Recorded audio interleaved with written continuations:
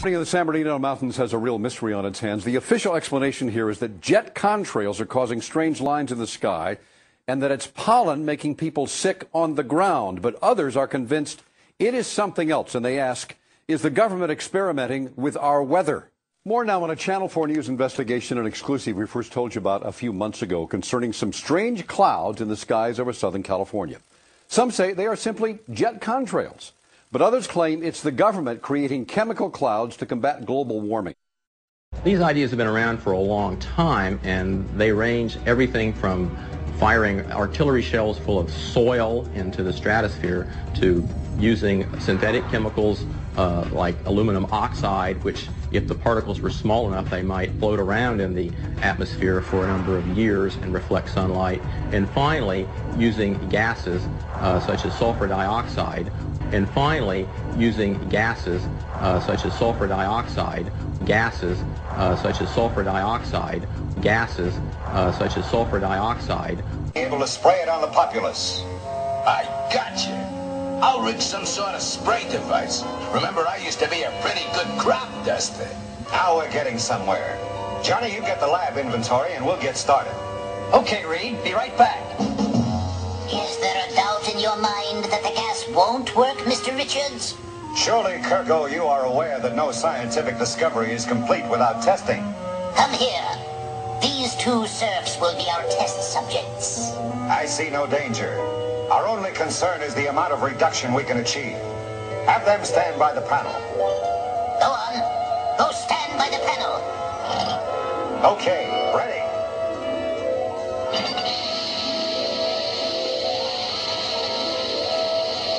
You've gone too far. You've killed them. Will Thomas, included in section 2 of this presentation, also featured on the Discovery Channel, only on mainstream TV. Things weren't quite so bleak.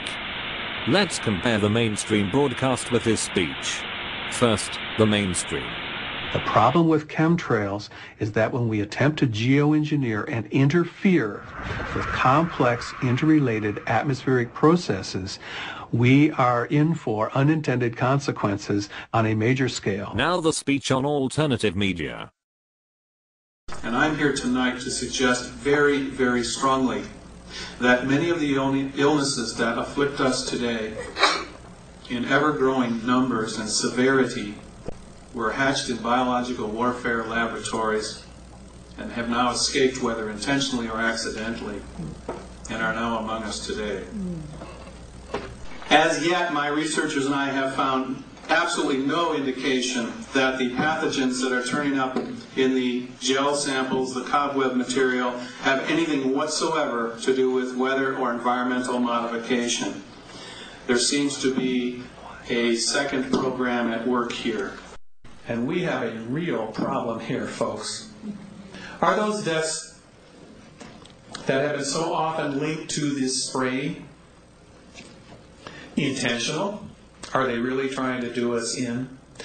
Or are they an unfortunate and unintentional byproduct of a program that is seen to have overriding national security implications in terms of global warming? Or are the people behind this program getting two for the price of one? I'll just say this, that when you institute a program of mass spraying across the populations of the United States, Canada, England, Germany, as recently as a week ago, Holland, Italy, Australia, New Zealand, and at the same time you know that people are being hospitalized, according to U.S. news sources, by the tens of millions in the United States. And you know your death rate is up in epidemic proportions for 19 of 20 weeks, and you continue to spray. I call that deliberate. And the one thing the people responsible for this are afraid of the most, and the one thing they cannot counteract with all the weapons and money at their command, is the truth. And the kind of power I'm talking about, which is the real power, will triumph in the end. Because evil of this magnitude always always fails of its own accord, of its own contradiction, of its very evenness. Here, the interviewed pharmacist mentions nosebleeds, which rings true, as my family and I have suffered from simultaneous nosebleeds after heavy spraying.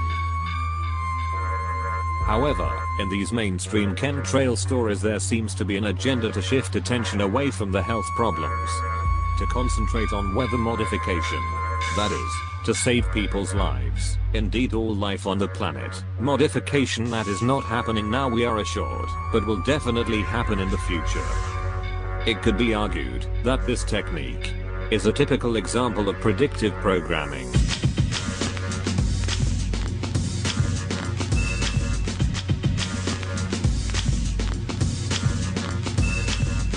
German philosopher Arthur Schopenhauer noted that all truth passes through 3 stages. First, it is ridiculed. Second, it is violently opposed. And third, it is accepted as self-evident. This in itself is a truism, which our controllers know all too well. They therefore ridicule and oppose the truth of chemtrails. The notion of chemtrails is just ludicrous.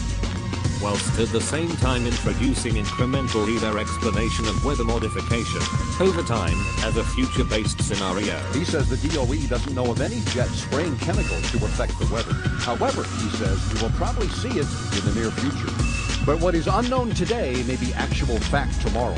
Doesn't seem to you that they're going to be doing it in the future for sure? Yes. This technique avoids the first 2 stages in the public's mind, so that they jump straight to the 3rd stage of acceptance, foregoing the resistance of ridicule and opposition you would otherwise expect.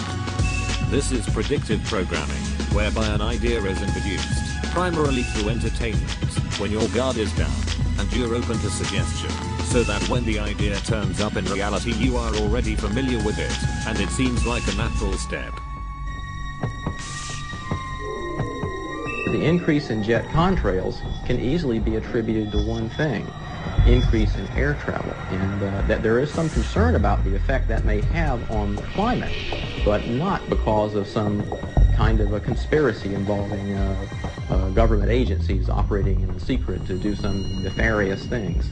This article, written by Public Affairs editor Anthony Barnett, appeared in The Guardian on the 21st of April 2002, entitled, "Millions were in germ war tests, much of Britain was exposed to bacteria sprayed in secret trials." The Ministry of Defense turned large parts of the country into a giant laboratory to conduct a series of secret germ warfare tests on the public. A government report just released provides for the first time a comprehensive official history of Britain's biological weapons trials between 1940 and 1979. In the 1940s too. That means when the men were away fighting in the Second World War, their families were being attacked at home by their own government. Who's the enemy again? Many of these tests involved releasing potentially dangerous chemicals and microorganisms over vast swaths of the population without the public being told.